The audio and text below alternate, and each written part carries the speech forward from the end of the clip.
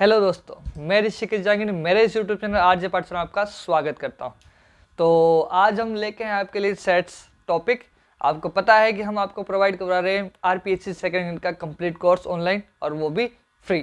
ठीक है, तो उसी को अपन ने कंटिन्यू रखा है और आज अपन लेके आए सेट्स की लगभग 4-5 क्लासेस रहेगी, उसमें सेट्स पूरा कंप्लीट हो जाएगा। ठीक है, इस टॉपिक के अंदर हम क्या करने वाले हैं, जो 2006 से पहले जो बुक्स चलती थी उन बुक्स के अकॉर्डिंग अपन बात करेंगे और एसआर सनी से भी क्वेश्चंस को अपन यहाँ से उठाएंगे। ठीक है जी, तो शुरू करते हैं हमारा आज का टॉपिक, जिसका नाम है सेट्स। सेट्स क्या होता है, मैंने डेफिनेशन यहाँ पर लिखी हुई है, लिखा है अपने पास collection of well defined object. ठीक है, collection of well defined object अपन ने लिखा है, इसका मतलब क्या होता है हम यहाँ पर देखते हैं। हमने सेट्स की डेफिनेशन लिखी है, परिभाषा लिखी है, यहाँ लिखा है collection of well defined object. तो ये जो कहानी है ये बताएगी कि समुच्चय क्या होगा। इसको हिंदी में बोलते हैं सुपरिभाषित। अब वेल डिफाइंड होता क्या है वो अपन को ध्यान रखना है। ठीक है, अब यहाँ पर कहना क्या चाह रहा है कि एक तो कलेक्शन है, मतलब अपन को इकट्ठा करना है। किसको इकट्ठा करना है? वस्तुओं को इकट्ठा करना है। ठीक है, और वो कुछ डिफाइन होना चाहिए, परिभाषित होना चाहिए, उन सारी वस्तुओं को अपन को इकट्ठा करना है। ठीक है, अपन को डेटा इकट्ठा करना है, सुपरिभाषित होना चाहिए। अब सुपरिभाषित का मतलब क्या है? ठीक है, मैं एक एग्जांपल आपको देता हूं। यहां पर एक एग्जांपल दिया मैंने, एग्जांपल मैं दो आपको। गुड प्लेयर्स इन क्रिकेट, एक मैंने लिखा। ठीक है, और एक मैंने लिखा प्लेयर्स इन क्रिकेट। ये दो मैंने स्टेटमेंट लिखे। ठीक है, समझना है ना। पहला स्टेटमेंट क्या लिखा? गुड प्लेयर्स, और दूसरा लिखा players in statement, players in cricket. हमने दो चीजें लिखी। क्या समझ में आ रहा है? ये कह रहा है कि क्रिकेट के जितने भी खिलाड़ी हैं उनके नाम लिखो। हम लिख सकते हैं प्लेयर्स इन क्रिकेट, कह रहा है आप जो भी क्रिकेटर है उनके सबके नाम लिख सकते हो। आप हो सकता है बहुत सारे नाम आएंगे, लेकिन कोई दिक्कत नहीं है, हम लिख सकते हैं। यहाँ बोला इससे प्लेयर्स। ठीक है, हम यहाँ लिख सकते हैं सचिन, धोनी, रिकी पॉन्टिंग वगैरह, जितने भी प्लेयर्स है सबके नाम आप लिख सकते हो। ठीक है, ये आपने इकट्ठा किया, कलेक्शन किया, उसको अपन बोलेंगे सेट्स। लेकिन यहां पर गुड प्लेयर्स का कलेक्शन करना है। यहां पर क्या कर रहा है? Good players. तो ये जो लिखा है गुड, ये सुपरिभाषित नहीं है। क्यों नहीं है सुपरिभाषित? ठीक है, वेल डिफाइंड क्यों नहीं है गुड? ठीक है, इसके पीछे का रीजन है, उसने ये नहीं बताया कि गुड मतलब कौन से सेंस में गुड कह रहा है, कि उसका व्यवहार अच्छा होना चाहिए तो वो गुड है, या फिर वो बैटिंग अच्छी करता है इसलिए वो गुड है, या फिर हो सकता है वो बॉलिंग अच्छी करता है या इसलिए गुड है। ठीक है ना, बात समझ में आनी चाहिए कि यहाँ पर ये कहना चाह रहा है कि गुड को इससे डिफाइन नहीं किया है कि भैया अच्छा किस सेंस में है, उसका व्यवहार अच्छा है, कि उसकी बैटिंग अच्छी है, कि उसकी बॉलिंग अच्छी है, कि उसकी फील्डिंग अच्छी है, या फिर दूसरी टीमों के ऊपर दबाव जरा बना के रखता है इसलिए वो अच्छा है। ठीक है, तो अपन ने यहाँ पे क्या कहा कि गुड का जो यहाँ पर परिभाषित जो नहीं कर पाया वो गुड को नहीं कर पाया। ठीक है, तो इस टाइप का जो स्टेटमेंट आपका रहेगा वो सेट्स नहीं बना के देगा। आप यहाँ पे कौन कौन से गुड प्लेयर्स ले लोगे? खेलने में अच्छा है कि व्यवहार में अच्छा, वही अपन को नहीं पता है। ठीक है, तो अगर यहाँ पर गुड को डिफाइन कर दे तो अपन ये कह सकते हैं कि भैया ये एक सेट बनाएगा। यहाँ पर मैं लिख दूं गुड बैट्समैन। ठीक है, तो अच्छे बैट्समैन को उठा सकते हैं अपन यहाँ पर। ठीक है, कलेक्शन तो बनेगा।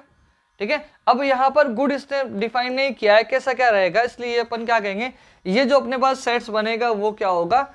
समुच्चय। ये जो अपने पास कलेक्शन बनेगा, कलेक्शन तो होगा लेकिन सेट्स नहीं कहलाएगा। बात समझ में आ गई? क्लियर है ना? तो आपको एक ही सेम टाइप के लेने पड़ते हैं ऑब्जेक्ट, और वो परिभाषित होने चाहिए। आपने कई सेट्स सीखे होंगे, हमने फर्स्ट लेक्चर में बात की थी। अगर किसी ने नहीं देखा है तो फर्स्ट लेक्चर जाके देखिएगा।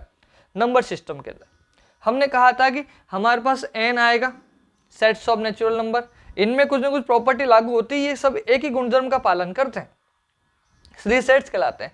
एन है, डब्ल्यू है, जेड है, आई है, आर है, ये सब चीजें अपने पास चल रही है ना, क्यू कॉम्प्लीमेंट है और ये सी है, ये सब अपने पास सेट्स बनाते हैं।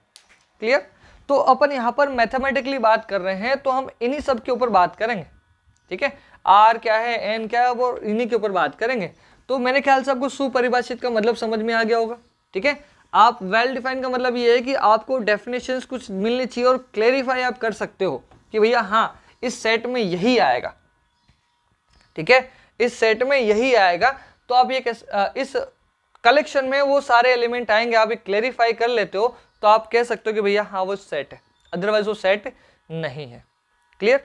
अब क्या होता है, सेट्स के अंदर जो एलिमेंट आते हैं, ठीक है, मान लेते हैं मैं एक सेट बनाऊं, कलेक्शन करता हूं, मैंने ये लिखा सेट एक्स लिखा, ए ई आई ओ यू ऐसा लिखा। ठीक है, अब बात समझना इसके अंदर क्या कह रहा है, जो सेट्स का नाम होता है वो होता है कैपिटल लेटर्स में। ठीक है, कैपिटल लेटर्स में नाम लिखा जाता है, अगर कैपिटल लेटर्स में नाम नहीं लिखा तो आप वैसे गलत हो गए। और ये जो अंदर आ रहे हैं उन सबको अपन बोलते हैं एलिमेंट। क्या बोलते हैं इनको? इन सबको अपन बोलते हैं एलिमेंट, मतलब अवयव। हम इनको बोलते हैं अवयव। किसके अवयव? एक्स के अवयव। बात समझ में आ रही है? और ये कलेक्शन है मेरे पास, है ना, ए ई आई ओ यू मेरे पास एक कलेक्शन है। ठीक है, कलेक्शन है, ये वोवेल्स का कनेक्शन आपको सबको पता है।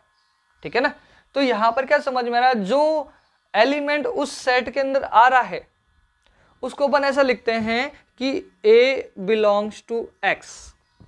ये ए उस एक्स के अंदर आ रहा है, एक्स के अंदर तो है ए। ठीक है, इसलिए अपन ने लिखा ए बिलोंग्स टू एक्स। अच्छा, ई भी आ रहा है तो उसको लिखा ए बिलोंग्स टू एक्स, इसको ऐसा लिखेंगे, सेट एक्स के अंदर ई आ रहा है। ठीक है, आगे अपन ने देखा आई बिलोंग्स टू एक्स। ठीक है, फिर आगे क्या समझ में आ रहा है, ओ बिलोंग्स टू एक्स। आगे क्या समझ में आ रहा है, यू बिलोंग्स टू एक्स। ये बात समझ में आ रही है? ये सारे अवयव क्या हो रहे हैं, उस एक्स के अंदर है, इसलिए अपन ने लिखा बिलोंग्स, इसको बोलते हैं बिलोंग्स। ठीक है, ए बिलोंग्स टू एक्स। अच्छा मुझे बताओ बी का और एक्स का क्या रिलेशन है फिलहाल? क्या बी इस सेट में है? बी इस सेट में नहीं है, इसको अपन बोलेंगे b does not belongs. Belongs को लिख के आपने काट दिया तो उसको अपन क्या बोलेंगे, b does not belongs to x. ठीक है, क्या सी आपके पास है? क्या आपने लिखा C does not belongs to x. बात समझ में आई? तो हमारे पास दो चॉइसेस समझ में आ गई। कोई एलिमेंट किसी सेट में या तो बिलोंग करेगा या फिर नहीं करेगा, या तो सेट में होगा या फिर नहीं होगा। होगा तो आप ये साइन बनाएंगे, नहीं होगा तो आप ये साइन बनाएंगे। बात समझ में आएगी? और सेट को रिप्रेजेंट करने का तरीका क्या है, ये आप कर्ली ब्रैकेट बनाते हो। कर्ली ब्रैकेट इसको बोलते हैं मंजिला ब्रैकेट। ठीक है, मंजिला ब्रैकेट में आप सेट्स को लिख सकते हो। अच्छा एक बात और अपन बात करें यहां से, क्या बात करना चाह रहे थे अपन, कि सेट्स में जितने नंबर होते हैं, ठीक है, उनको बोलते हैं कार्डिनल नंबर। क्या बोलते हैं इनको? कार्डिनल नंबर्स बोलते हैं। थोड़ा और अपन आगे जाएंगे, लेकिन पहले थोड़ा सा बेसिक और बता दूं, सेट्स को लिखने के अपने पास दो तरीके हैं। ठीक है, किसी भी सेट्स को लिखने के हमारे पास दो तरीके हैं। क्या कह रहे हैं अपन? किसी भी सेट्स को लिखने के हमारे पास दो तरीके हैं, हम दोनों के बारे में बात कर लेते हैं। ठीक है, एक तो है हमारे पास रोस्टर फॉर्म। ठीक है, एक है हमारे पास क्या भाई, रोस्टर फॉर्म। ठीक है, दूसरा है अपने पास टेबुलर फॉर्म। नहीं टेबुलर नहीं, सेट बिल्डर।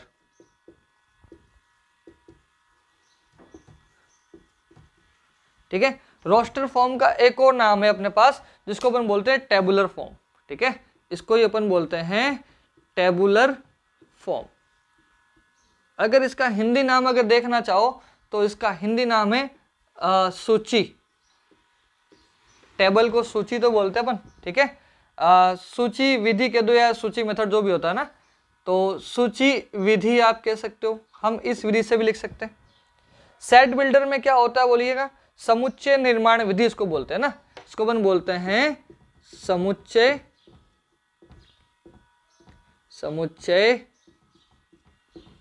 निर्माण विधि। ठीक, ये अपने पास दो चीजें हैं, बात समझिएगा।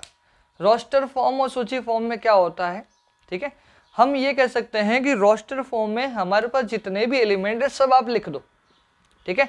जैसे हमने एक एग्जांपल लेते हैं एक राजस्थान शब्द अपन ने लिया, ठीक है, हमने एक एग्जांपल क्या लिया, राजस्थान, ठीक है, एक वर्ड लिया राजस्थान,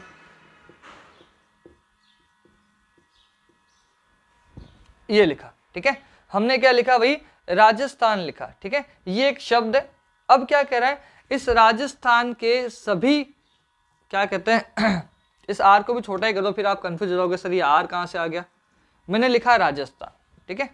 अब आप ये कहना चाह रहे हैं कि भाई राजस्थान शब्द से जो अपने पास सेट बन रहा है आप उसका कलेक्शन कीजिए, ठीक है। तो हम यहाँ पर लिखेंगे, उस सेट का हम नाम दे देते हैं कि ए, हमारा सेट ए है, और हमने इसके ना जितने भी एलिमेंट आ रहे हैं सारे लिखे, ध्यान रखना, आर लिखा, ए लिखा, जे लिखा, फिर ए लिखा, फिर एस लिखा, फिर टी लिखा, ठीक है, फिर आपने एच लिखा, फिर आपने ए लिखा और आपने एन लिखा। ये राजस्थान में जितने भी अपने पास अल्फाबेट आ रहे हैं मैंने सबके सब लिख दिए, और ये एक सेट बनाएगा। लेकिन ध्यान ये रखना है, सेट के अंदर हम किसी एक एलिमेंट को दो बार नहीं लिखते, ठीक है। जैसे आर आपके पास एक बार आ चुका है तो दोबारा उसको नहीं लिखना है, ए आपके पास पहले आ चुका है तो ए को दोबारा आपको नहीं लिखना है, तो मतलब ये वाला ए और ये वाला ए आपको नहीं लिखना है। बात समझ में आ गई आपको, ठीक है। अच्छा, जे ए की बार है, ठीक है साहब, एस ए की बार है, ठीक है, एच भी ए की बार है, और एच भी एक बार है, और एन भी एक बार है, ठीक है। तो अब ये बताओ कि आपके पास जो सेट बनने वाला है वो क्या बनेगा। हमारा मेन एम तो यही है कि हमारा सेट क्या बनेगा, हमारा सेट ए बनेगा, वो क्या बनेगा, R A J S T H और एन, ये हमारा सेट्स बनेगा। बात समझ में आ गई होगी आपको, क्लियर है। तो यहां से आपको क्या समझ में आया कि सर हम जब भी सेट्स लिखते हैं तो उसमें जो भी एलिमेंट डबल होते हैं उनको नहीं लिखा जाता है, ठीक है, एक ही बार लिखा जाएगा। और एक ही बार लिखने का मतलब ये है कि आप इनको लिख सकते हो, आप इनको आगे पीछे अरेंज कर सकते हो। आगे पीछे अरेंज करने का मतलब क्या है कि भाई आप ए को आगे लिख सकते हो, आर के पीछे लिख सकते हो, तो भी कोई दिक्कत नहीं है, वो आपका सेट ही कहलाएगा और उसी का नाम कहलाएगा, चेंज नहीं होगा, ठीक है।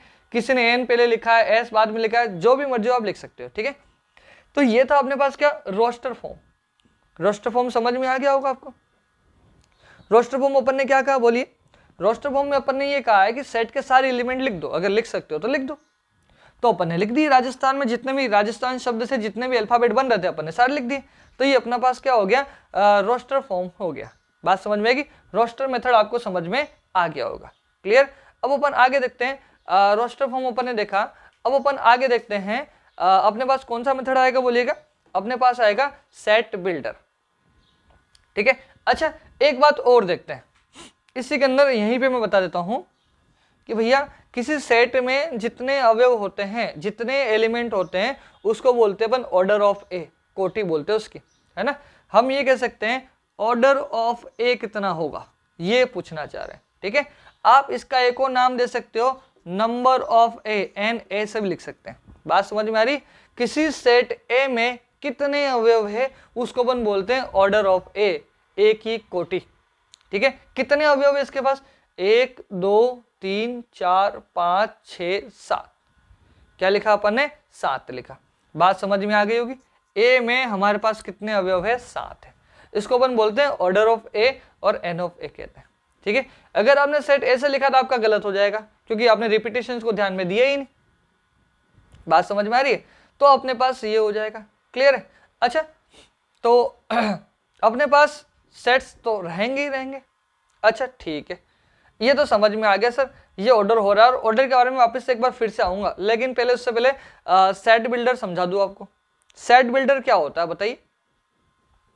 सेट बिल्डर में ये होता है कि आपको एक फॉर्मूला देना होता है, ठीक है। आपको एक फॉर्मूला देना होता है और उस फॉर्मूले के ऊपर बात करनी होती है, ठीक है। और कैसे बात आप कर सकते हो, हम उसके ऊपर भी बात कर लेते हैं, ठीक है। आप कैसे बात करेंगे बताइएगा, कि जैसे मैंने एक सेट लिख दिया यहाँ पर लिखा मैंने एक सेट ए और लिख दिया मैंने एक्स, यहाँ लिखा सच डेट, ठीक है। तो अपन यहाँ पे क्या बात करेंगे, मैं लिखूंगा x में गुणधर्म p है, ऐसा, ठीक है।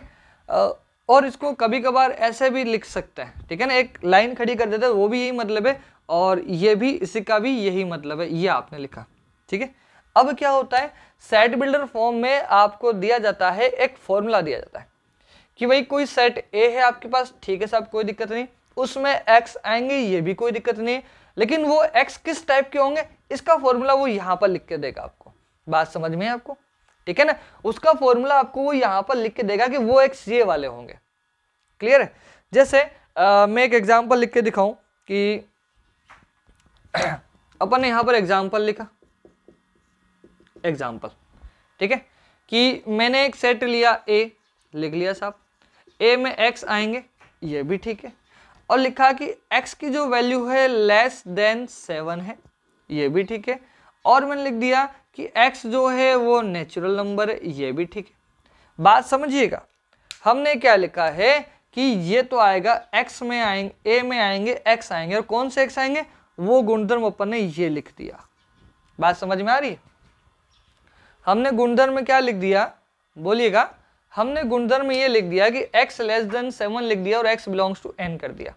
इसका भावार्थ क्या है, ये जो अपन ने लिखा है ना, वो कौन से फॉर्म में लिखा है, सेट बिल्डर फॉर्म में लिखा है। अब आप इसको रोस्टर फॉर्म में बना सकते हो। कैसे बनाएंगे, अगर आप इसी सेट को रोस्टर फॉर्म में बनाना चाहते हो, ध्यान रखना ये आपका कौन सा फॉर्म है, सेट बिल्डर फॉर्म, ठीक है, सेट बिल्डर। अब आप इसको रोस्टर फॉर्म में बनाओगे तो कैसे बनाओगे, देखो ये कहना चाह रहा है ए में एक्स आएंगे, ठीक है साहब, कोई दिक्कत नहीं, लेकिन एक्स क्या होंगे, 7 से छोटे होंगे, ठीक है, ये भी कोई दिक्कत नहीं। ये एक्स क्या है, इसमें बोला है कि एक्स तो एन है, एन का मतलब नेचुरल नंबर से प्राकृत संख्या है, तो आप क्या कहोगे साहब कि x तो कुछ नहीं, यही तो है, एक प्राकृत संख्या, 2 3 4 5 6 और 7, यही तो है x। अच्छा 7 आएगा क्या, 7 से छोटे कह रहा है, तो आपका ये 7 नहीं आएगा। बात समझ में, ये जो आपके फॉर्म हो गई वो कौन सी होगी, रोस्टर फॉर्म हो गई, टेबुलर फॉर्म हो गई, सूची विधि हो गई। बात समझ में आ गई।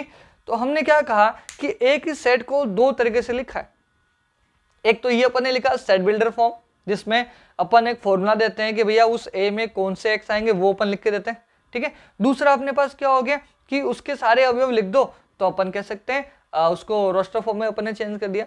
लेकिन आप एक बात ध्यान जरूर रखिएगा, क्या होता है भैया कि हमारे पास जब नंबर बहुत सारे हों, ठीक है भाई, ये तो 4-5 नंबर इसलिए अपन ने लिख दिया कि मान लो हमारे पास 100 150 200 नंबर हो, एलिमेंट हो, अवयव हो, तो आप क्या करोगे, तब सारे अवयव आप नहीं लिख पाओगे ना, तब आपका ये टेबुलर फॉर्म जो है वो फेल हो जाएगा, आप कब तक लिखेंगे, ठीक है ना। तो हम यहाँ पर उसका एक फॉर्मूला डिराइव कर सकते हैं, फॉर्मूला लिख सकते हैं उसके लिए, ठीक है।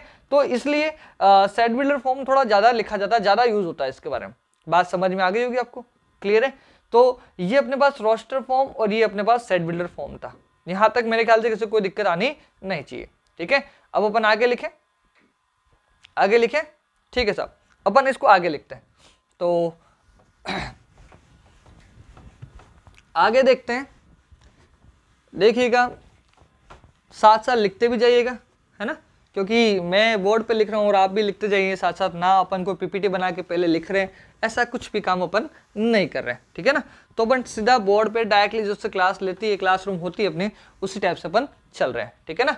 तो अगर अपन बात करते हैं कि समुच्चय जो अपन पढ़ रहे थे, अपन ने देखा कि समुच्चय को लिखने के अपने पास दो तरीके, एक तो है अपने पास सेट बिल्डर्स और एक है रोस्टर फॉर्म, अपन ने देख लिया, ठीक है ना। अब यहाँ पर थोड़ा सा और आगे आते हैं, ठीक है। अब अपन यहाँ पर थोड़ा सा और आगे आते हैं, और आगे अपन क्या कहते हैं कि भैया मैं अगर ये लिख दूं, जैसे मैंने एक एग्जाम्पल लिया, ऐसा एक एग्जाम्पल लिया कि भैया आप ये आपके पास एक सेट ले लिया, मैंने बी नाम दे दिया इसका, और लिख दिया कि बी में एक्स आ रहे हैं और एक्स बिलोंग्स टू जो है, या फिर कह दूं कि भैया एक्स का जो फॉर्मूला है वो अपन ने लिख दिया 2n, और साथ में अपन ये कह रहे हैं, क्या कह रहे हैं अपन कि n जो है वो एक प्राकृत संख्या है, आपको ये कलेक्शन करना है। बात समझ में आ रही है।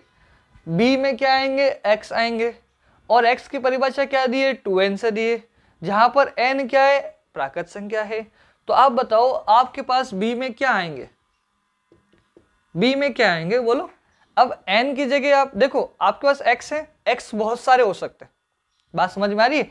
अब x का मतलब ये भी हो सकता है कि भैया x1 आएगा, फिर x2 आएगा, फिर x3 आएगा, फिर x4 आएगा, फिर x5 आएगा, x6 आएगा, ऐसे आगे चलते चलेंगे। ठीक है, अब ये क्या कह रहा है कि आप पहला x निकालोगे वो इससे निकालोगे। ठीक है, जहां पर n क्या है, प्राकृत संख्या, नेचुरल नंबर है, तो आपको यहाँ पर n की जगह 1 रखना होगा। पहला एलिमेंट आप निकाल सकते हो, पहला एलिमेंट n की जगह 1 रखने से 2 × 1 हो जाएगा, तो कितना मिलेगा आपको, 2 मिलेगा। बात समझ में आ रही है। अब थोड़ा सा और आगे देखते हैं। फिर दूसरा प्राकृत संख्या आपको नेचुरल नंबर आप लिखना पड़ेगा, 2 × 2 कितना हो जाएगा, 4 हो जाएगा। फिर आप तीसरा रखोगे यहाँ पर 2 × 3 कितना हो जाएगा, 6 हो जाएगा। फिर आप चौथा रखो कितना हो जाएगा, 8 हो जाएगा। ऐसे आगे चलता चलेगा। इसका मतलब क्या समझ में आया कि ये जो सेट इसने लिखा था, ठीक है, और उसमें एलिमेंट कितने सारे हैं, बहुत सारे एलिमेंट है, इनफाइनाइट एलिमेंट है। बात समझ में आ रही है। ये कौन से नंबर से सारे, सम संख्याएं हैं। ये कौन सी संख्याएं हैं, सम संख्याएं। ठीक है, इसको बोलते हैं अपन आगे इंग्लिश में बोलते हैं इवन नंबर्स का अपन ने क्या किया है, कलेक्शन किया है। ये बात समझ में आ गई होगी आपको। ठीक है ना, तो आपने यहाँ पर दोनों मेथड सीख लिए, सेट बिल्डर और रोस्टर फॉर्म अपने पास क्या होता है, आपने ये दोनों चीजें देखी होंगी। आप इसको एक बार उतार लीजिएगा, फिर अपन आगे बढ़ते हैं।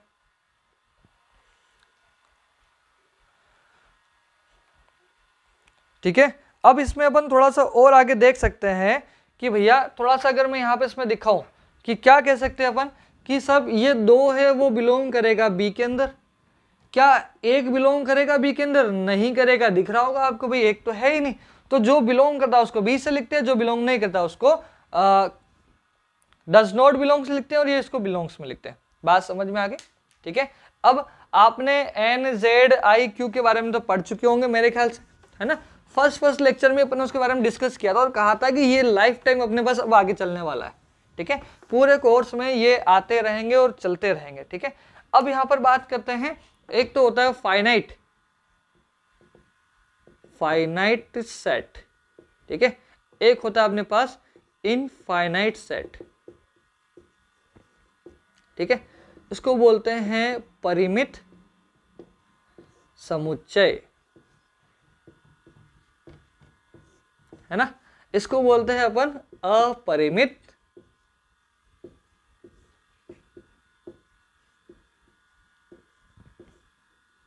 ये वाला।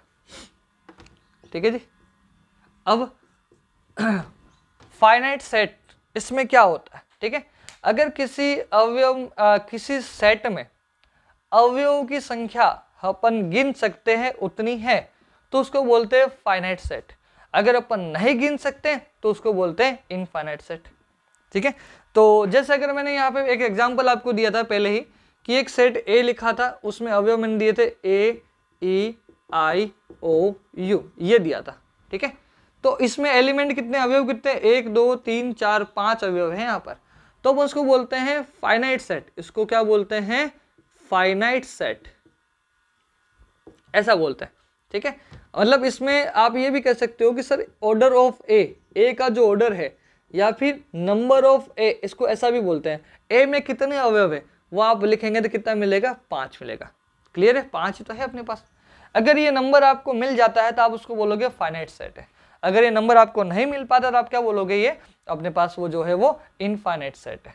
क्लियर होगी बात। एक और अपन एग्जांपल देते हैं।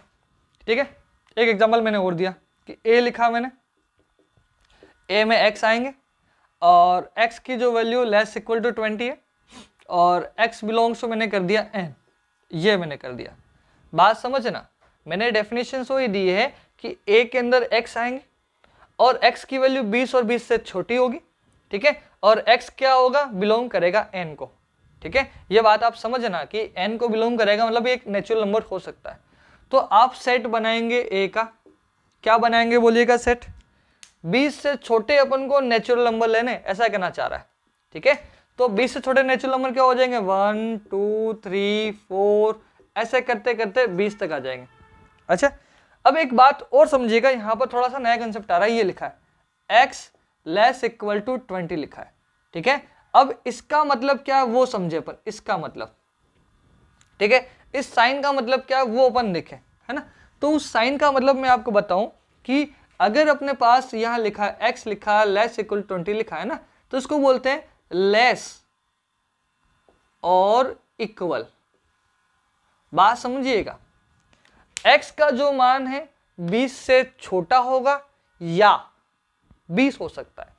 बात समझिएगा, इसका मतलब क्या समझ में आ रहा होगा कि x की जो वैल्यू है या तो 20 से छोटी होगी या 20 के इक्वल हो सकती है, ठीक है ना। तो यहां पर दो पॉसिबिलिटीज बनती है, या तो 20 या 20 से छोटी। क्लियर होगी बात।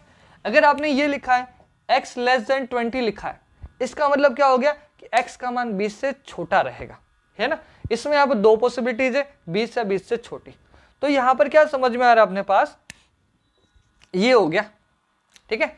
अब 1 से लेकर 20 तक की गिनती लिखनी है, ठीक है साहब, गिन सकते हैं ना अपन इसको। तो ये अपने पास क्या हो गया कि फाइनाइट सेट का एक एग्जांपल हो गया परिमित समुच्चय का। इसमें कितने एलिमेंट आएंगे भैया, इसमें 20 एलिमेंट आ रहे हैं, इसका ऑर्डर ऑफ ए कितना हो जाएगा, 20 हो जाएगा, ठीक है।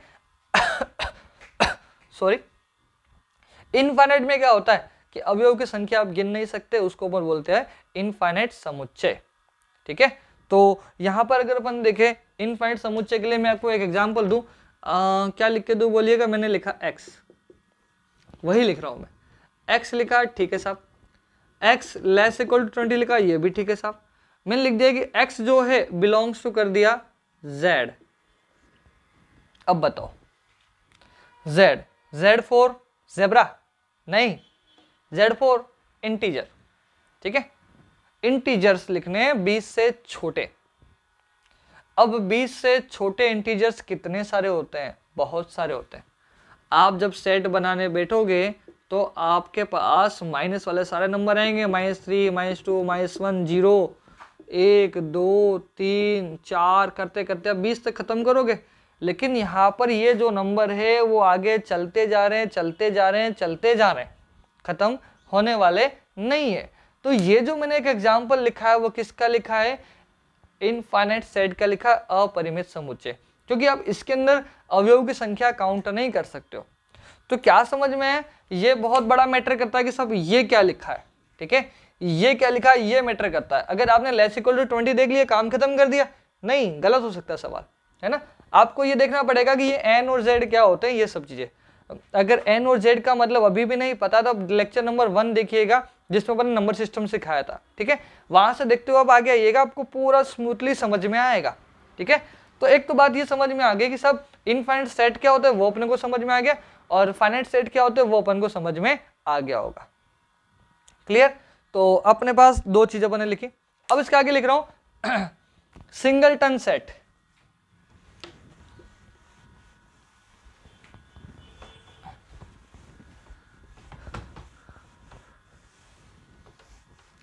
इसके बाद अपन से क्वेश्चंस भी करने वाले हैं, अच्छे खासे क्वेश्चंस है। पहले थोड़ी सी थ्योरी पढ़ लेते हैं।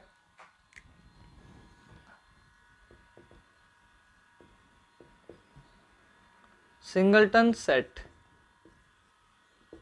ठीक है, इसको बोलते हैं एकल समुच्चय, ठीक है। अब सिंगलटन सेट का मतलब क्या होता है, एक ऐसा समुच्चय जिसमें सिर्फ और सिर्फ एक ही अवयव हो, ठीक है। कुछ भी हो सकता है लेकिन एलिमेंट कितना होगा, एक ही होगा, ठीक है। तो अपन यहां पर बात करें सिंगलटन सेट का मतलब है एक ऐसा समुच्चय जिसमें क्या हो, एक ही अवयव हो, बस, इसके अलावा कोई भी अवयव नहीं होना चाहिए। जैसे मैं एक सेट आपको लिख के दिखाऊं, मैंने लिखा ए, ठीक है साहब, कोई दिक्कत नहीं है। मैंने लिख दिया यहाँ पर 2, ये लिख दिया, ठीक है। इस सेट ए के पास एक ही नंबर है जिसका वैल्यू कितनी आ रही है, 2 आ रही है, ठीक है। तो ये क्या कहलाएगा, सिंगलटन सेट कहलाएगा। बात समझ में आ गई होगी बात। जहां पर ऑर्डर ऑफ ए कितना रहेगा, 1 रहेगा, इसको आप एन ऑफ ए भी लिख सकते हो। बात समझ में आ रही है। अच्छा चलिए थोड़ा सा और देखते हैं। बी लिखा मैंने, बी में लिख दिया मैंने एक्स, बी में क्या आएंगे, एक्स आएंगे, ठीक है। एक्स क्या आएंगे वो देख लेते हैं कि भाई ऐसे एक्स आएंगे जो 2 से बड़े होंगे और 4 से छोटे होंगे, ऐसा लिख दिया। जहां पर मैंने ये लिख दिया कि x बिलोंग्स टू n कर दिया, बात समझना, ठीक है। x बिलोंग्स टू मैंने कर दिया n। मैं थोड़ा सा और आगे जाता हूँ, c पे आता हूँ। एक एग्जांपल वो लिया मैंने, x लिखा है और ये लिख दिया 2 और 4 के बीच में लिख दिया, और आगे क्या कह रहा है कि x बिलोंग्स टू मैंने कर दिया r। ठीक है, इन दोनों का डिफरेंस है अपने पास। ठीक है, क्या हो जाएगा कि ये जो सेट बनने वाला है बी वाला, ठीक है, मैं कह रहा हूँ बी वाला करो, है ना, समझ में आ रहा है, बी क्या है, ये वाला बी। ठीक है, x लिखा है, ठीक है साहब, 2 और 4 से छोटे आएगा x, ये भी ठीक है। x किसको बिलोंग कर रहा है, n को, तो x आपके पास नेचुरल नंबर प्राकृत संख्या होनी चाहिए। ठीक है सर, कोई दिक्कत नहीं है, पर नेचुरल नंबर लाएंगे, प्राकृत संख्या लाएंगे।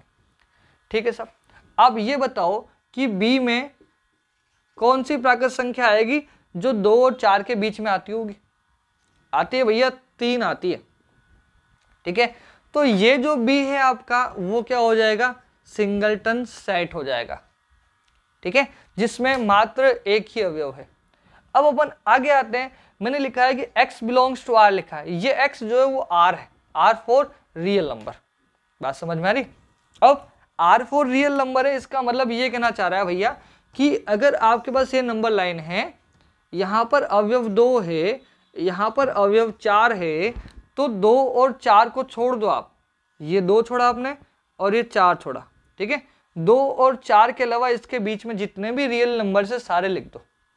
अब 2 के बाद रियल नंबर्स होता है ना, 2.0001 हो गया, 2.2 हो गया, 2.3 हो गया, 2.4 हो गया, मतलब 2 और 4 के बीच अपन कितने सारे अवयव लिख सकते हैं, बहुत सारे रियल नंबर अपन लिख सकते हैं। बात समझ में आ रही।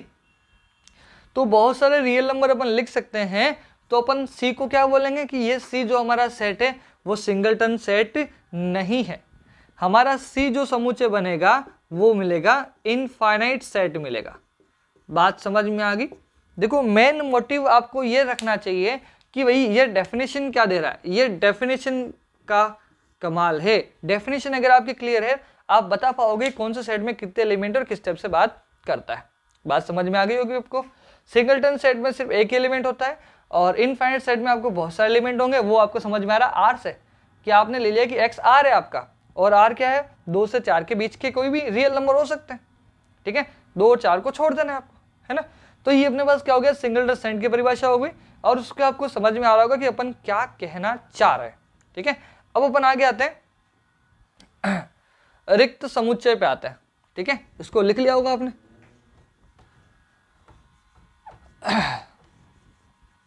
इसको बोलते हैं अपन एम्प्टी सेट। क्या बोलेंगे, एम्प्टी सेट। ऐसा सेट जिसमें एलिमेंट हो ही नहीं। ठीक है, तो हम आगे बात कर रहे हैं यहाँ पर एम्प्टी सेट, इसको बोलते हैं रिक्त समुच्चय। क्या बोलते हैं इसको, रिक्त समुच्चय बोलते हैं। ठीक है, और इसका एक और नाम है वॉइड सेट भी इसको बोलते हैं, वॉइड सेट। मतलब इसको क्या कहेंगे, इसके पास कोई भी अवयव नहीं होगा, कोई भी अवयव नहीं हो, किसी सेट के पास कोई भी अवयव नहीं हो तो उसको हम बोलते हैं वॉइड सेट। ठीक है, इसको बोलते हैं नल सेट। ठीक है, वॉइड भी बोलते हैं, नल भी बोलते हैं, और रिक्त भी बोलते हैं।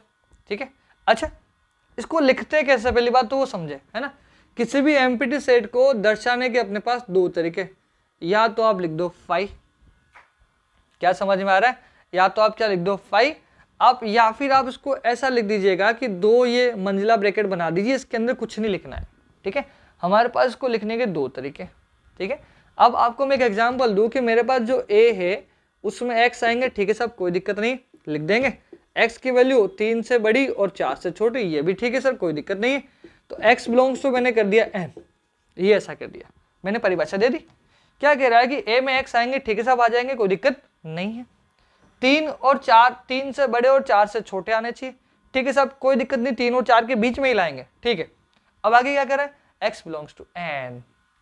अब 3 और 4 के बीच में कोई नेचुरल नंबर है अपने पास, बिल्कुल नहीं है। 3 जस्ट बाद वाला नेचुरल नंबर तो 4 होता है, लेकिन साहब ये तो कह रहा है कि 3 से तो बड़ा होना चाहिए, 4 से छोटा होना चाहिए। लेकिन ऐसा मिलेगा क्या, नहीं मिलेगा, नहीं मिलेगा। इसका मतलब कि जो अपन ने सेट ए लिखा है उसमें तो कुछ भी नहीं है, कुछ भी नहीं है, तो अपन उसको क्या बोलेंगे, ए फाई होगा। ठीक है, खाली है, इसको बोलते हैं फाई। ठीक है, या फिर आप इसको लिख सकते हो कि ए जो है वो ऐसे है, बात समझ में आ गई होगी आपको, क्लियर है, ठीक है। तो ये आपको समझ में आ रहा होगा, ठीक है साहब, कोई दिक्कत नहीं है। कभी कभार कन्फ्यूजन आप लोगों को ये भी होता होगा, होता ही है, जैसे मैं लिख दूं ऑर्डर ऑफ 5 लिख दूं, मैं ये लिखा मैंने, ऑर्डर ऑफ 5 लिखा, ये लिखा, ठीक है। एक खाली समुच्चय है, उसका n कितना होगा, अगर मैं वो लिखना चाहूं तो क्या कहोगे आप, ठीक है। अब खाली समुच्चय में नंबर ऑफ एलिमेंट कितने अपने पास, एक भी नहीं है, ठीक है। अब इसको ऐसे लिखिएगा, इसका ऑर्डर कितना होगा, इसकी कोटि कितनी होगी, अपन उसके बारे में बात करते हैं। मैंने ये लिखा है n ऑफ, ये लिखा है, इसका मतलब खाली समुच्चय है ना, एम्प्टी सेट जो अपन ने बोला, उसके अंदर अवयव की संख्या कितनी होगी, खाली है, कुछ है ही नहीं, उसको अपन क्या लिखेंगे भैया, 0 लिखेंगे। नंबर ऑफ एलिमेंट, तो ये गिनती आनी चाहिए यहाँ पर, ठीक है, 0 अवयव होंगे। अच्छा, अगर मैं आपको ये लिख देता हूँ n ऑफ 0, ये कितना होगा, ये एक समुच्चय है, ठीक है, जिसमें 0 अवयव है। मैंने बताया था अभी सिंगलटन सेट के बारे में बात की थी कि एक अवयव होना चाहिए, ऐसा कुछ भी एक अवयव होना चाहिए, तो वो अवयव 0 भी तो हो सकता है, 0 भी तो एक एलिमेंट है। तो अगर यहाँ पे लिखा है n और भी कर्ली ब्रैकेट में लिखा है 0, तो यहाँ पर कंफ्यूजन बनता है, ठीक है। आप क्या लिखोगे, इधर लिखेंगे 1, क्योंकि एक अवयव है जिसकी वैल्यू कितनी है, 0, ठीक है। अगर ऐसा लिखा है तो वो खाली कहलाएगा, खाली में अवयव कितने होते हैं, 0। अगर ये लिखा है तो ये सिंगलटन सेट के बारे में बात कर रहा है, एकल समुच्चय के बारे में बात कर रहा है, जिसमें अवयव की संख्या कितनी हो जाएगी, 1 हो जाएगी। भले ही वो अवयव 0 है, अवयव क्या है, वो 0 है, लेकिन अवयव तो है। बात आपको समझ में आ गई होगी, ठीक है। तो ये अपने को ध्यान रखना है, ठीक है। अच्छा, और जिसमें अवयव की संख्या अनंत चल रही हो तो आप उसको ऐसा लिख सकते हो, n ऑफ a बराबर इनफाइनाइट लिख सकते हो, जैसे अपन ने 2-3 एग्जाम्पल भी अपन ने करे होंगे, क्लियर है। तो ये अपन को ध्यान रखना है, ठीक है। अब इक्वल सेट किसको कहते हैं, वो अपन देख लेते हैं। इक्वल सेट, इक्वल इसको बोलते हैं समान, क्या बोलेंगे इसको, समान समुच्चय। अब 2 अवयव समान कब होंगे, जब उनमें सारे के सारे अवयव क्या होंगे, बराबर होंगे। जैसे मैं ये लिख दूं, a लिख दिया मैंने, a b c लिख दिया, b मैंने लिख दिया, c b a लिख दिया, क्लियर। अब इनमें अवयव समान है, आपको सारे के सारे एलिमेंट दिख रहे होंगे, जो a के अवयव b के होने चाहिए, b के है वो a के भी होने चाहिए, ऐसा ही कहना चाह रहा है। देख लो भैया, a इसके पास भी है और इसके पास भी, b इसके पास भी और इसके पास भी, c इसके पास भी और c इसके पास भी। बात समझ में आ रही है, ये दोनों अवयव क्या है, दोनों समुच्चय क्या है, समान है, तो अपन क्या लिखेंगे यहाँ पर, a is equals to b लिखेंगे। बात समझ में आ गई। अच्छा, मैं एक और एग्जाम्पल आपको दूं, मैंने लिखा a बराबर a b a c, ऐसा लिख दिया, ये हो गया मेरे पास c, ठीक है। अब बताओ, इसको डी कर देते हैं ना, इसका नाम बदल देते हैं, चलो अभी समझाने के लिए बता रहे हैं ना, इसका मैंने नाम लिख दिया x, ठीक है, यहाँ कर दिया c। अब बताओ, x में अवयव कितने हैं, दिख तो 4 है लेकिन वो 4 है नहीं, a का रिपीटेशन 2 बार हुआ तो a को एक ही बार काउंट करना पड़ेगा अपन को, ठीक है। तो सेट तो भाई a b c तो है, तो अपन ये कह सकते हैं a b और x तीनों क्या हो जाएंगे, बराबर हो जाएंगे, इसको अपन बोलते हैं इक्वल सेट, ठीक है। इक्वल सेट आपको समझ में आ गया होगा, ठीक है। तो यहां से क्या समझ में आ रहा है, इक्वल सेट में क्या होता है, अंदर वाले अवयव क्या होते हैं, समान होते हैं। आप इसको नोट कर लीजिएगा, ठीक है। इक्वल सेट में क्या होते हैं, अवयव आपके जो रहते हैं समान चलते हैं, ठीक है ना। आपको कुछ समझ में आ रहा है या नहीं आ रहा है, या कैसा लग रहा है पढ़कर, आप कमेंट में जरूर बताइएगा, क्लियर है। अगर आप बताएंगे तभी हम, अगर हम में कुछ कमी रह रही है तो उसको सुधार कर पाएंगे, ठीक है। लेकिन आप बताएंगे तब ये सब हो पाएगा, क्लियर है। तो अगर मैं यहाँ पर कुछ सेट, एक और एग्जाम्पल लूँ, अपने बुक का एक एग्जाम्पल लेते हैं इक्वल सेट के ऊपर, और फिर देखते हैं कि भैया ये इक्वल है कि नहीं, वो अपन देखते हैं, ठीक है। एक एग्जाम्पल मैं ले लेता हूँ, एग्जाम्पल यहाँ पर लिखा है, यहाँ पर एग्जाम्पल अपन ने लिखा है कि ए जो है वो अपने पास है 2 4 6 8, ठीक है साहब, कोई दिक्कत नहीं है। बी इसने लिखा है 4 2 8 6, ठीक है साहब, ये भी कोई दिक्कत नहीं है ना। इसने सी लिख के दिया है मुझे 3 और 2 लिख के दिया है, ठीक है साहब, ये भी कोई दिक्कत नहीं। इससे डी मुझे ये लिख के दिया है, डी में एक्स आएंगे और एक्स क्या होंगे, एक्स स्क्वायर माइनस का 5x प्लस 6 बराबर 0, आप ये आएंगे। क्लियर है? अभी इक्वल है कि नहीं आपको ये बताना है, ठीक है, ये इक्वल है या नहीं आपको ये बताना है, ठीक है। अच्छा, इससे पहले एक चीज और आप देखिएगा, इक्वल भी है और अपने पास इक्वलेंट भी होता है ना।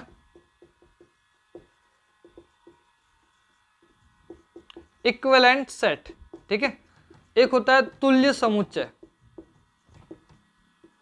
ये होता है, ठीक है।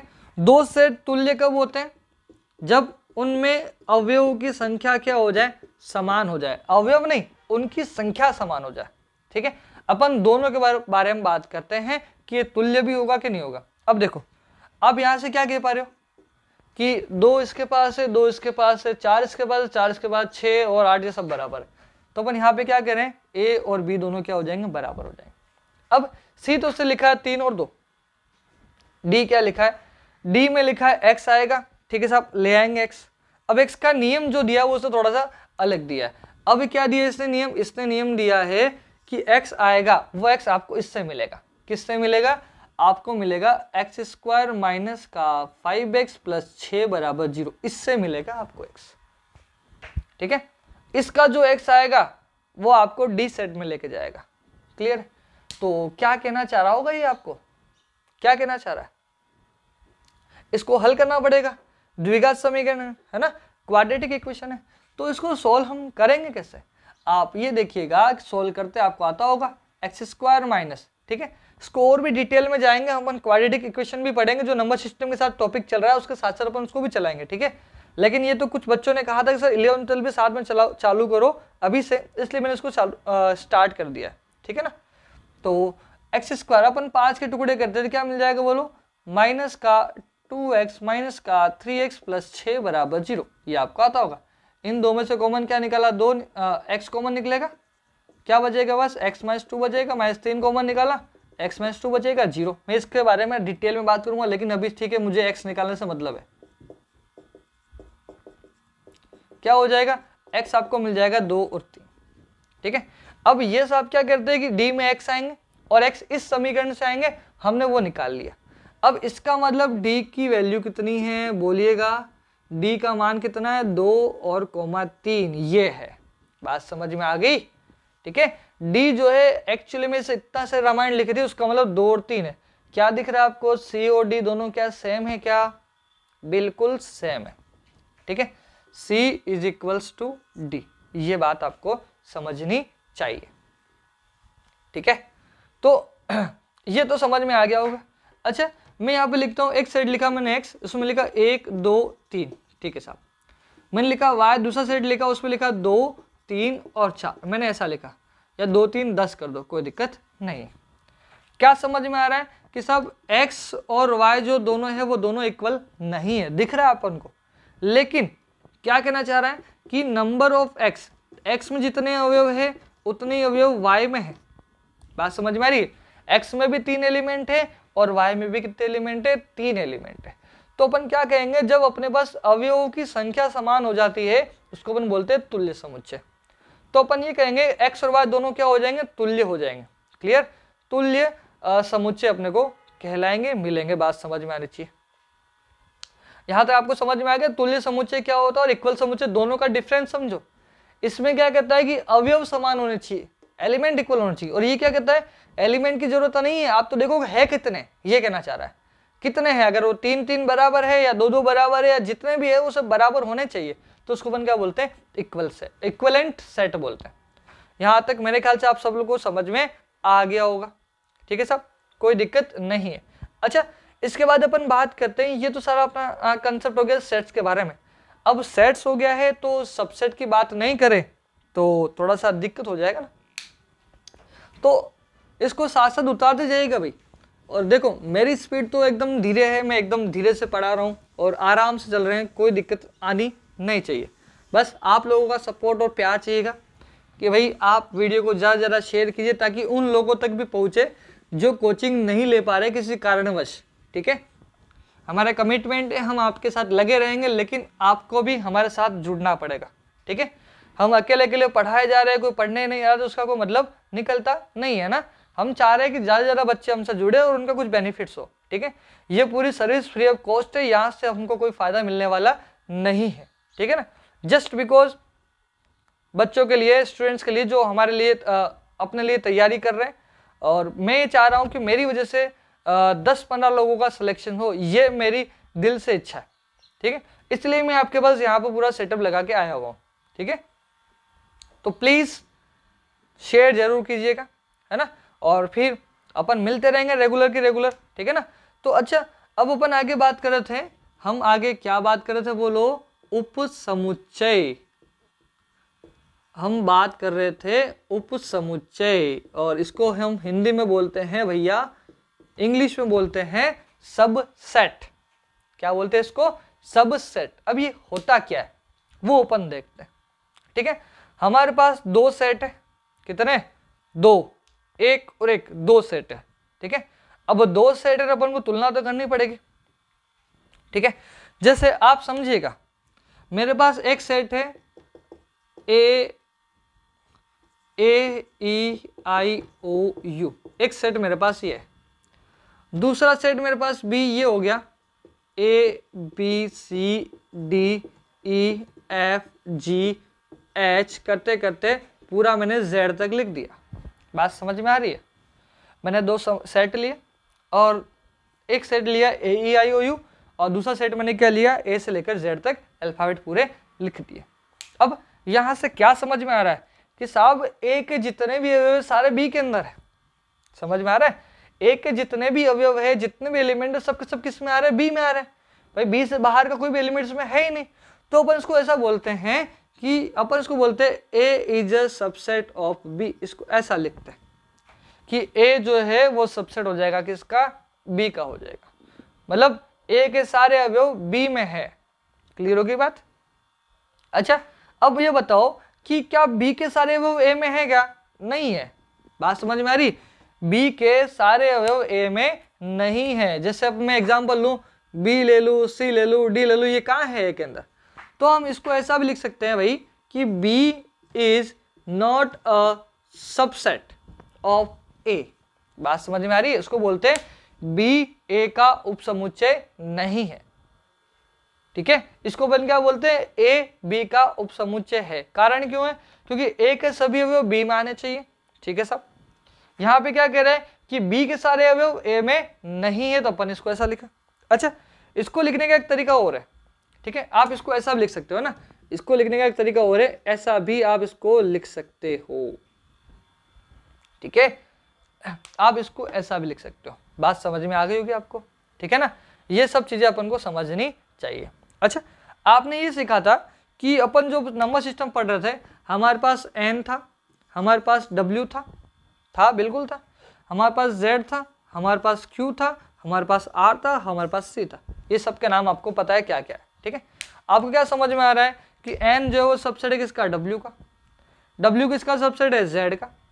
z किसका सबसेट है? q का।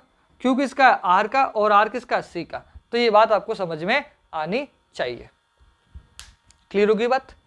तो ये अपन को समझना है कि भैया उपसमुच्चय क्या होता है। आप इसको नोट कर लीजिएगा। ठीक है, मैं डेफिनेशंस इतनी लिखवा नहीं रहा हूँ, बस एक एक्चुअली मैं आपको आइडिया दे रहा हूँ कि ताकि थोड़ा सा फटाफट अपना कोर्स हो सके। ठीक है, तो अपन को ये ध्यान रखना है ना। अब क्या होता है, कुछ चीजें और रह रही है जिसको बोलते हैं अपन इम्प्रॉपर सबसेट। क्या होता है? ठीक है, इम्प्रॉपर सबसेट क्या होता है? इसको अपन बोलते हैं विषम उपसमुच्चय, इम्प्रॉपर सबसेट।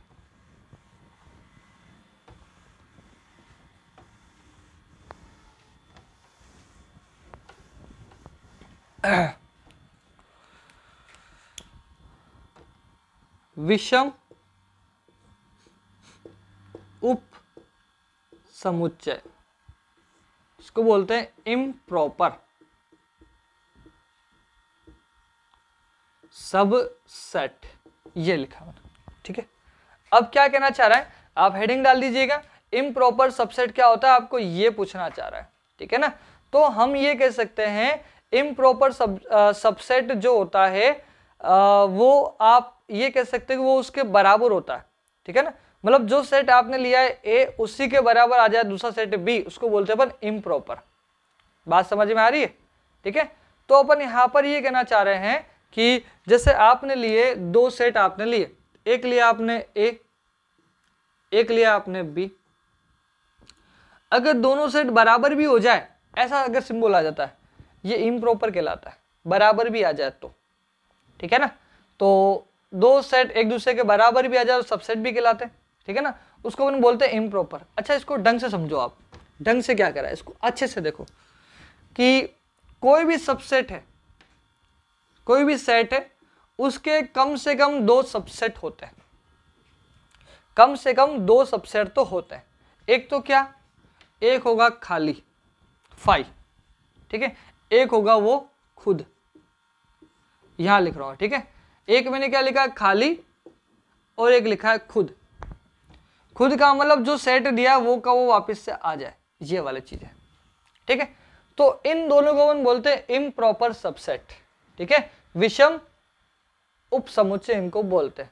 और इनके अलावा जो भी अपने पास मिलता है ना, उन सबको अपन क्या बोलते हैं, सम उपसमुच्चय बोलते हैं, प्रॉपर सबसेट बोलते हैं। जैसे आप समझिएगा कि मैंने एक सेट लिया, एक समुच्चय लिया, ये ले लिया अपने पास 1 2 3, मैंने ये ले लिया, ठीक है।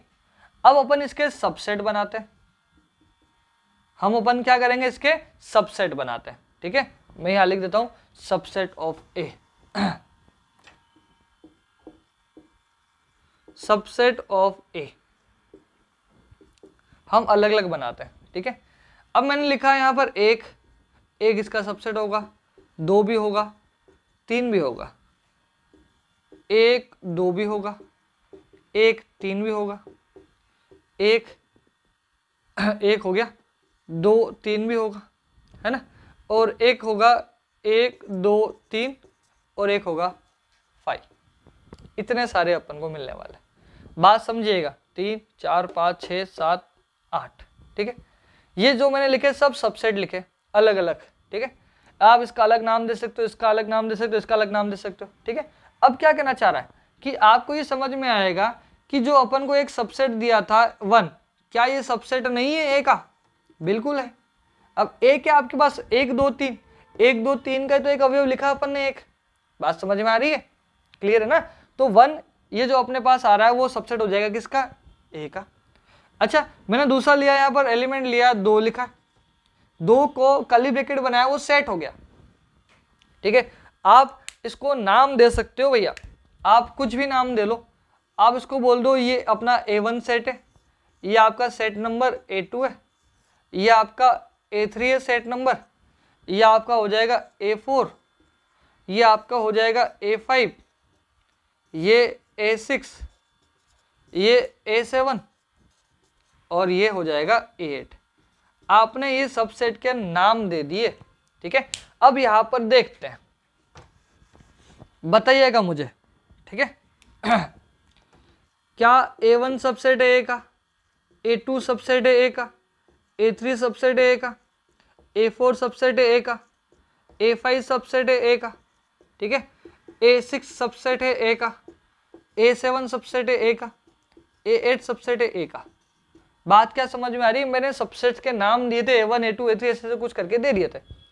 तो A1 भी ए का सबसेट है क्योंकि A1 में आ रहा है 1 और 1 इसके अंदर ही तो है। A2 भी सबसेट है किसका, ए का, क्योंकि A2 में आ रहा है 2 और 2 इसके अंदर ही आ रहा है। बात समझ में आ रही, इसी टाइप से सारा दिख रहा होगा। 1 3 भी आपको दिख रहा है, 1 और 3 इसी का तो है। 2 3 भी आ रहा है आपको दिख रहा होगा, 2 3 भी आ रहा है अपने पास, 1 2 3 पूरा का पूरा है, वो भी ठीक है। और एक होता है खाली, खाली तो हमेशा आना ही आना है, किस सेट ए में आना ही आना, ठीक है। तो क्या समझ में आ रहा है कि ये जो लास्ट वाला 2 सेट बन रहे हैं वो इम्प्रॉपर है, बाकी सारे क्या होंगे, प्रॉपर होंगे। बात समझ में आई। तो यहां से क्या समझ में आ रहा है कि किसी भी सेट को आप दे दीजिए, उसके आप सबसेट आप बना सकते हो, ठीक है। आप उसके सबसेट बना सकते हो, उप समुच्चय आप बना सकते हो। ठीक है, अब एक इसमें डेफिनेशन निकल के आती है, सर बना तो लिया अपन ने, अब उसका कुछ नाम तो होगा। ठीक है, हाँ उसका बिल्कुल नाम है। ठीक है, हमने किसी सेट के बारे में बात करी, ये लिख देते हैं अपन यहाँ पर, उसका नाम अपन देंगे, अपन क्या देंगे, पहले से दे रखा है, पावर सेट। ठीक है, इसको बोलते हैं अपन घात समुच्चय। क्या बोलेंगे इसको, घात समुच्चय। ठीक है, तो घात समुच्चय हो रहा है, कोई भी आप सेट दे लो, उसके सारे सारे पावर सेट, सॉरी उसके सारे सारे सबसेट लिख दो। ठीक है, मैं यहां लिख देता हूं पावर सेट का मतलब क्या होता है। ठीक है, collection of all subset of given set. ठीक है, हिंदी में लिख देता हूं, दिए गए समुच्चय के सभी उपसमुच्चय का संग्रह क्या कहलाता है, पावर सेट कहलाता है। बात समझ में आ गई होगी। ठीक है, तो ये अपना कहलाएगा पावर सेट। अब एक एग्जांपल आपने जो पहले लिखा था वही मैं ले लेता हूं कि मेरे पास सेट ए दे रखा है। ठीक है साहब, कोई दिक्कत नहीं, उसमें लिखा था अपन 1 2 3, ये लिखा था। ठीक है, अब इसके सभी सहसमुच्चय का कलेक्शन आपको करना है, तो उसको अपन बोलते हैं पावर सेट। उपसमुच्चय का जो कलेक्शन आप कर रहे हो तो उसको बोलते हैं पावर सेट ऑफ, ऐसा लिख रहे हैं। ठीक है, अब इसमें आप किस किस का कलेक्शन कर रहे हो आप वो बताइएगा। आपने इसमें लिखा, क्या लिखा था अभी, 1 लिखा था, फिर लिखा था 2 लिखा था, फिर आपने लिखा था 3 लिखा था, फिर आपने क्या लिखा था 1 2 लिखा था, फिर आपने लिखा था 1 3 लिखा था, फिर आपने लिखा था 2 3, सारे कॉम्बिनेशन आप बना रहे हो। ठीक है, उसके बाद क्या लिखा था आपने 1 2 3 लिखा था, और उसके बाद आपने लिखा था 5। ठीक है, ये तो वो सेट पूरा का पूरा आ गया और ये 5 आ गया अपने पास। ठीक है, तो अब अपने पास अपन ने लिख दिया पावर सेट ऑफ ए। ठीक है, अच्छा मैं सेट एक बदल दूं, यहाँ पर सेट नंबर दे दिया मैंने बी, और उसमें दे दिया मैंने ए और बी, ऐसे एलिमेंट दे दिए। अब इसका पावर सेट क्या हो जाएगा बताइएगा, इसका पावर सेट क्या होगा, एक तो आएगा भैया खाली, लिख दिया अपन ने खाली, एक आएगा क्या अपने पास ए आएगा। ठीक है साहब, लिख दिया, एक अपने पास क्या आएगा बी आएगा, वो भी लिख दिया। ठीक है, अपने पास फिर कितना आएगा, फिर अपने पास वो खुद आ जाएगा ए बी, ये इसके पास पावर सेट हो जाएंगे। ठीक है, अब आपको ये बताना है कि साहब पावर सेट में नंबर कितने होते हैं, number of power set of A, कितने अवयव होते हैं। यहाँ पर कितने मिल गए, 1 2 3 4 5 6 7 8 आ रहे, तो मेरे पास यहाँ पर आ गए 8। यहाँ पर बताओ number of power set of B, power set में कितने आपको दिख रहे हैं, ये कितने दिख रहे हैं आपको, दिख रहे हैं 4। तो अगर फॉर्मूला डिराइव करना है तो इसका जो फॉर्मूला है वो हो जाएगा 2 की पावर n। ठीक है, मैं यहाँ पे लिख देता हूँ फॉर्मूला इसका, पावर सेट में कितने अवयव होते हैं ये बताने के लिए फॉर्मूला आपके पास है कि अगर आपके पास ए है, ए में कितने एलिमेंट है, n एलिमेंट है, अपन ये कह सकते हैं। ठीक है, यहाँ लिख देता हूँ मैं n अवयव, n एलिमेंट हमने लिखा अपने पास, इसके अंदर है n एलिमेंट है। ठीक है साहब, कोई दिक्कत नहीं है। ठीक है, तो हम ये कहेंगे number of power set of A, power set में कितने एलिमेंट हो जाएंगे, वो हो जाएगा 2 की पावर n। ठीक है, अब यहाँ देखो कितने अवयव है, 2 है, तो क्या लिखेंगे 2 की पावर 2, कितने आ गए 4, 4 ही तो है। बात समझ में आ गई। यहाँ n कितने हैं, 1 2 3, तो अपन ने क्या लिखा 2 की पावर 3, कितने हो जाएगा 8, 8 ही तो है। मेरे ख्याल से यहाँ तक आपको पूरा समझ में आया होगा। ठीक है, तो ये अपने पास था पावर सेट तक मैंने आपको बता दिया है। इसके आगे का अपन नेक्स्ट वीडियो में पढ़ेंगे, तब तक ये वीडियो पूरा कंटिन्यू देखते रहिएगा। Thank you so much.